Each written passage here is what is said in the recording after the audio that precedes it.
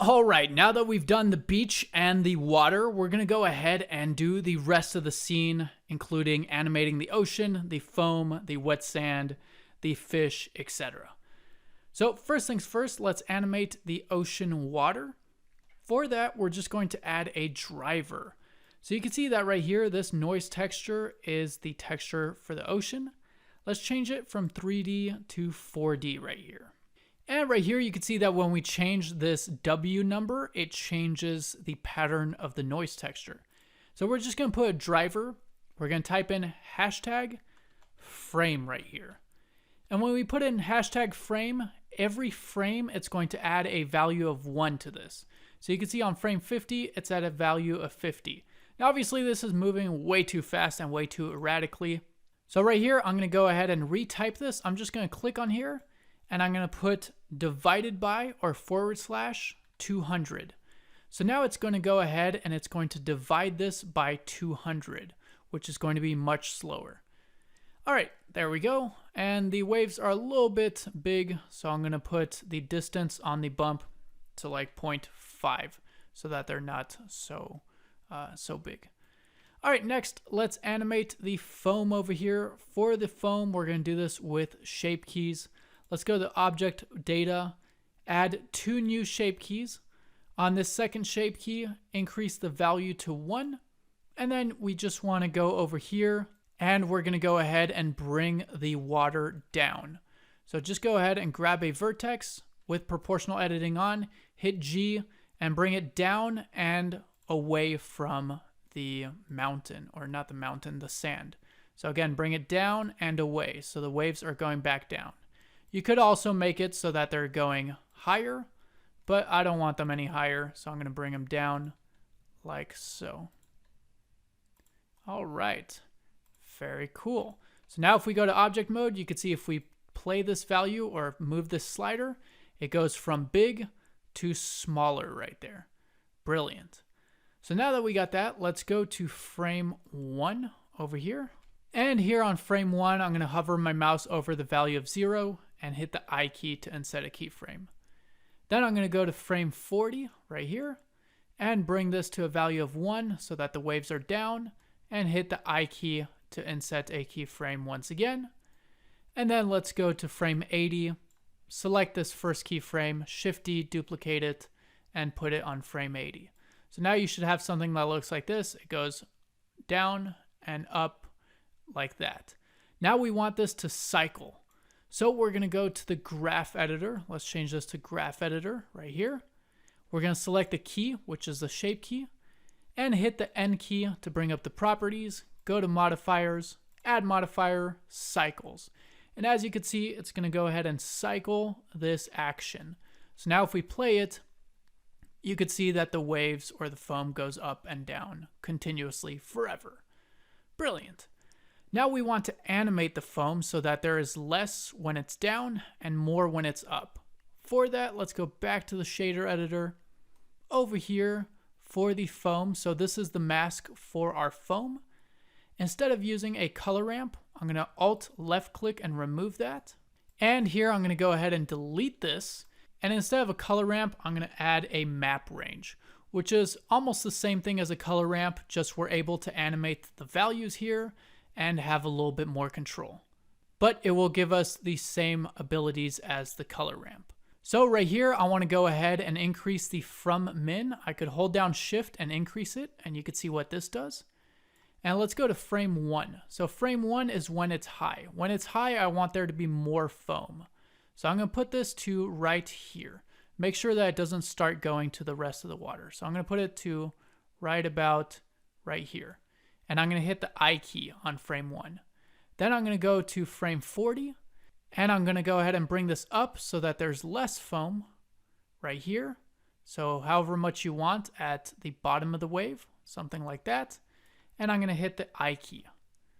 Then I'm going to, with this selected, grab this first frame right here, Shift D, duplicate it, and bring it to 80 so that it goes back up again, as you can see right there.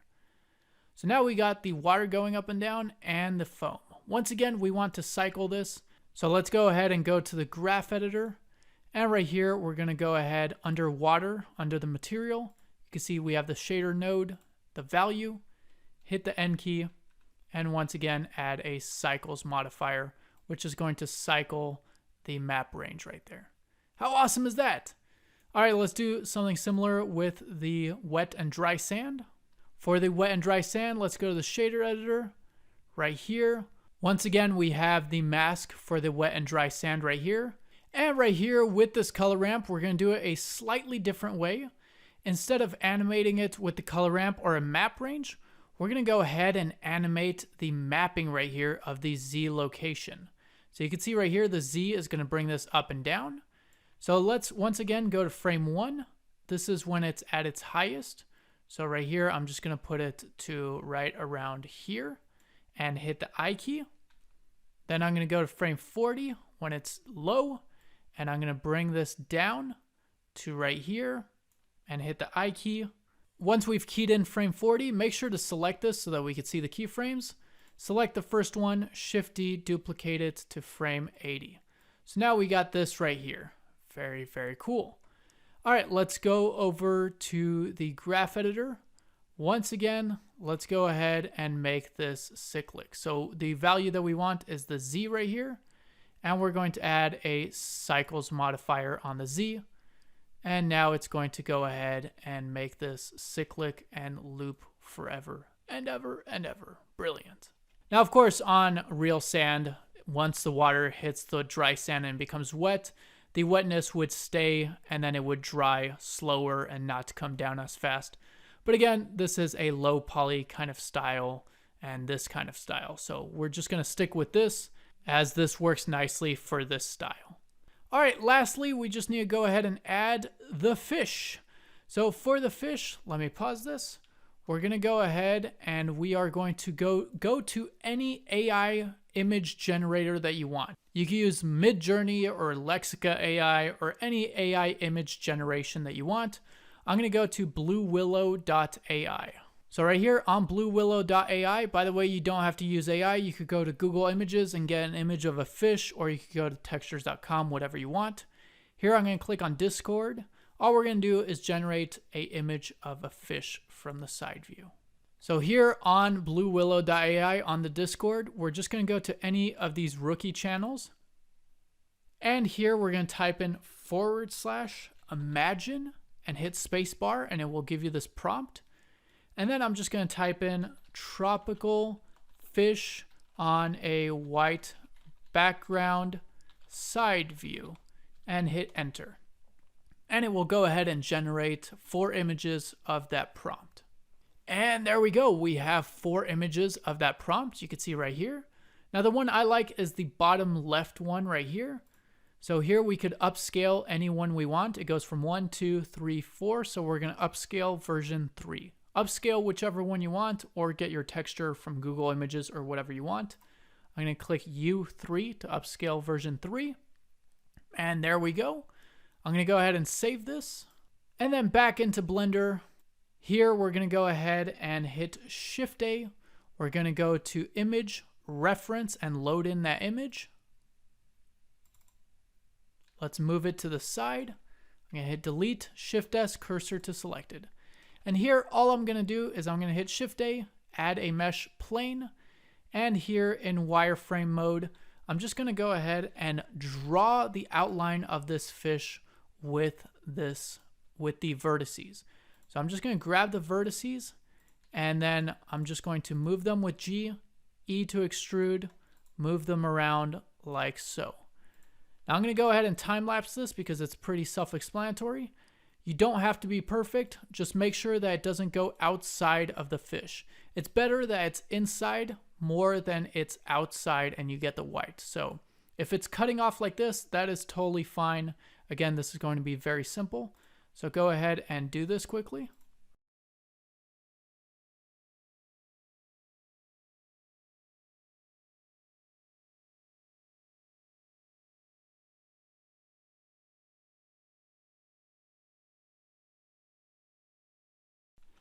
All right, so now you can see that I have this right here. Again, very, very simple and not really high poly. So once we got that, let's go ahead and we are just going to hit the E key, extrude this down, and we're going to extrude it only a tiny bit. Let's hit Shift H to hide everything else. We're going to bring it down only to the size that we want the fins and the tail. Then I'm going to go ahead and face select mode, select the faces of the body of the fish. So all of these right here in top view and bottom view. So all of those. And I'm going to hit Alt S and I'm going to go ahead and scale this up like so. All right, then I'm going to hit Control R, add a loop cut there, Alt S again. I can hold down Shift, scale that up a little bit. And there we go. We now have our low poly fish. I'm also going to hit Control R, add one right here, Alt S, and bring this up a tiny bit as well. Then let's just go back into top view and make sure that everything is still within the fish. So right here, go ahead and fix anything that might be outside or in the background. So again, it's better that it's in the fish a little bit rather than in the background. So you could bring it in. Even if it's like right here, it's totally fine. All right, very cool. So once you got that going, we're gonna go ahead and we are going to go to the UV editor. And here we're gonna go ahead and go into edit mode, select everything, project from view, and right here, let's select the fish right here. Let's also add a texture on this, obviously. Let's go to the materials, new material, and on the base color, change it to image texture. And in the drop down, select the tropical fish right there. All right, let's go to material preview. And here, all we're gonna do is hit the A key in the UV editor, scale it up, and go ahead and map this or align it so that it's on the fish. So go ahead and do that. All right, and there we go. We could go ahead and delete the reference image right here and then just make sure there's no white anywhere. For example, right there, I have a little bit of white, so I could go ahead and bring this in a little bit right there. And same with here, I could bring these two in a little bit like that. And look at that, we now have a fish. How awesome is this? All right, very, very cool. Let me bring in this a little bit as well, as there's a little bit of white there. Nice. Now let's go ahead and hit RX90, rotate 90 degrees, so that in front view we have this. I'm gonna shade it smooth as well. Shift S cursor to selected. Shift A, let's add an armature single bone. Go to the bone properties, viewport display, select in front. And here I'm gonna rotate it 90 degrees negative. Bring it to the middle of the fish and bring it over here. I'm gonna have this one at the base of the tail and in edit mode, extrude this one out to the end of the tail. And then this one right here, EX, extrude it out to here. Very, very simple rig. On your fish, make sure to hit Control A, apply the scale if you scaled it in object mode. And in edit mode, hit Alt N, recalculate the normals outside just in case. Select the fish, shift select armature, Control P with automatic weights. And now you can see that if we go to pose mode, we have this right here and the fish is animatable, which is really, really awesome. So you could go ahead and animate either this bone or this one right here. I'm gonna go ahead and animate this one right here. In top view, let's go to frame 1, hit the I key in pose mode to insert a rotation keyframe. Go ahead to frame 20. I'm gonna hit R20, rotate 20 degrees, I rotation. I'm gonna select the first keyframe, move it to frame 40 and duplicate it there so that it goes back to there. And then on frame 60, R20 negative, so that it moves to the other side, rotation. And on frame 80, I'm gonna go ahead and duplicate this frame on frame 40. So now basically he goes one side, the other side, and back to the middle. Once again, we want to loop this forever, so go to the graph editor with this bone selected. You could see that here it is the X rotation of the bone. So hit the N key. You might need to expand this if the N key is not coming up, and change it to cycles, or add the cycles modifier. And now you can see that we got this right here. However, it's way too slow. So I'm gonna put my cursor on the frame 1, A to select everything, S key, scale this down, and make it however fast you want. All right, brilliant. Now it's time to actually add this on a curve so that we could easily add this to our scene. I'm going to change this to the geometry node editor. And here I'm going to hit Shift A, add a curve, Bezier curve. I'm going to go solid view for this for now. Now on this curve, let's draw a little bit bigger of a curve. Delete all the vertices in edit mode. Get the draw option right here. And just draw a curve, something like this, but make sure that it's only half of the curve. So the first thing we want to do, let's add a new geometry nodes, is we want this to be cyclic, or basically to wrap around itself. So let's add a set spline cyclic right here. And if we enable cyclic, you can see that it will wrap around and go back to the beginning. Brilliant. All right, next we want to go ahead and add some points or instances to these. So let's hit Shift A. Let's get a curve to points right here and drop it after. This is going to give us the points for the fish. So right now we're going to have 10 fish. Then let's get an instance on points. And for our instance object, we want our fish. So you can see that right here, our fish, which is under the armature and the outliner, is the object plane 002.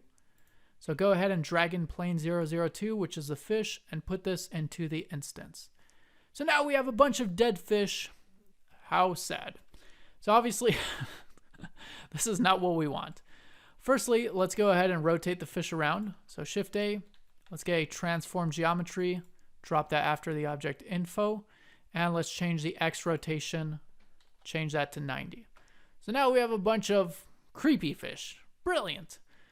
Now, obviously, we want these to move around the curve. So for that, I'm going to get a sample curve node right here. And I'm going to go ahead and plug the set spline cyclic into the curve right here. And then right here after the curve to points, I'm going to get a set position node and drop that there. I'm then going to take the position of the sample curve and plug it into the position of the set position. So now when we change this factor on the sample curve, you can see that at 0, our fish is at the start of the curve, and at 1, he's at the end. However, you might think there's an issue is, where did all our fishies go? Well, they actually are there. However, they're all one on top of the other. So from this factor, let's get a random value, and now it's going to give a random value between 0 and 1 on our factor for our different points. So now you can see that we have all 10 of our fishies. Yay! However, we need a way to animate these. So let's hit Shift A, let's get a math node, drop it after the random value, and if we increase this add right here, you can see that it animates the fish. Brilliant. So if we start this at 0, you can see if I start to increase it, it animates the fish. However, once they reach the end of the curve, they just stop moving, which is not good. We got dead fishies again. So let's hit Shift D, duplicate this, and we're going to change this one to fraction. So let's go ahead and change this to fraction. And now you can see no matter how much I increase this, they just keep on going and going. Let's add a driver to this add. So I'm going to put hashtag frame / or divided by 400. And now you can see we got the fish. Brilliant. However, they're one on top of one another. So what we could do, we could go ahead and increase or change this max right here, as you can see right there. And we could also change this min to kind of spread them out. However, another thing is that we have too many of them. They're too big and our curve is too small. So let's fix those issues first. First of all, let's put the count down to like 7 so that we have a little bit less. Next, on the instance on points, let's put the scale right here, left click and drag down, and hold down Shift and scale these down a little bit. So that's a little bit better. And then we're going to change the size of our curve so they'll be spaced out more. But we have another issue, is that the fish are swimming backwards, which is not good. So we need them to follow the rotation of the curve. To do that, very simple, out of the rotation of the instance on points, let's get an align Euler to vector. And right here, we're just going to plug the tangent from the sample curve. Again, the tangent is basically the direction that the curve is going in. We're going to plug the tangent into the vector. And now you can see that the fish are going the right way. Brilliant. Now, depending on how your curve and your object is set up, you might have to change the axes here. So you could see you could pick the axes and you could change the pivots depending on which axis you want it to be aligned to. On mine, by default, the X and auto works fine. All right, very cool. So now all we have to do, let's go ahead and select this curve, delete all the points, delete the vertices, and go to wireframe, and we're just going to draw the path that we want these fish to take. How awesome is this? Now you don't want to close it all the way because when we let go, because of the set spline cyclic, it's automatically going to connect it back to the beginning.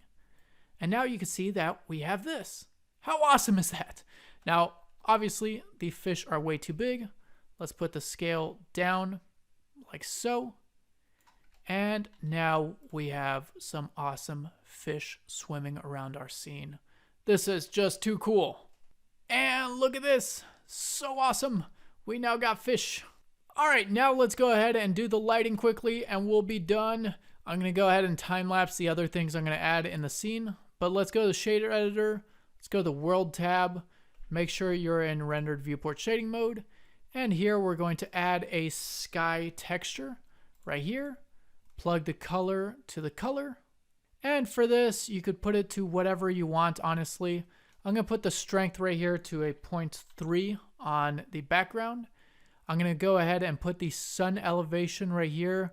I'm going to put this to like a 6, so that's the morning.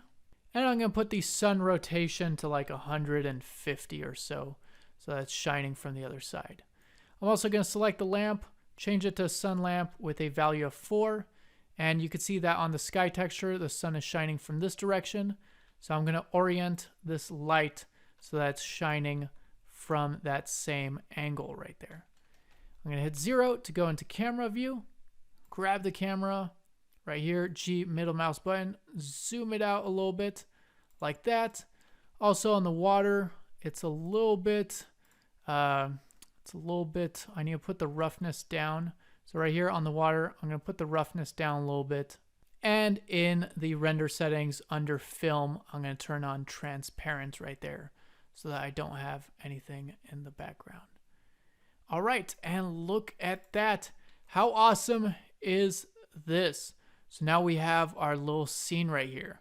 And then all you have to do is go ahead and add in whatever else you want to add into your scene. So I'm going to go ahead and time lapse this, but it's really, really simple. I'm just going to add a house, a bridge, some rocks, starfish, and just tweak it and maybe a little bit of greenery. So again, go ahead, make your own scene and do what you want with it. Add whatever you want and share it on blendermania3.com on the forums after. So let me go ahead and time lapse this and do just that. All right, cue elevator time lapse music. Do do do do. No, I'm just kidding. So in this time lapse, I am just modeling all of the different assets that I'm going to put in the scene. So a house, a bridge, a rock, a leaf, and of course a starfish. You can't have an island scene without a starfish. And then I'm just doing some simple node setups on here to get the materials and the textures. Once again, feel free to add whatever you want to your scene. This is your scene, so like I said, put whatever you want in it. I thought these items would look cool. So here, just texturing the leaf, and then finally the starfish. Once I've modeled them and added materials to them, I'm just going to go ahead and place all of these around the scene, duplicate some, such as the starfish and the rock, and just place them wherever I choose. Keep in mind to not put the rocks in the way of where the fish are going, otherwise they might go through the rocks. So go ahead and do that in your own scene.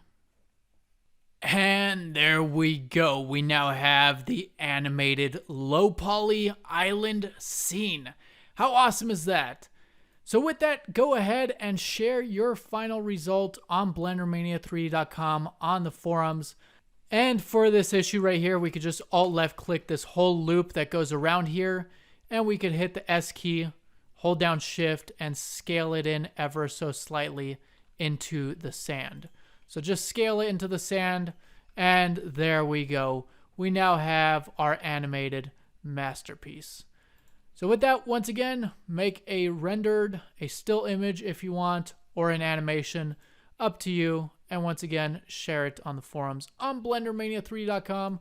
Hope you enjoyed this tutorial, and I'll see you in the next one. Ciao for now. Au revoir.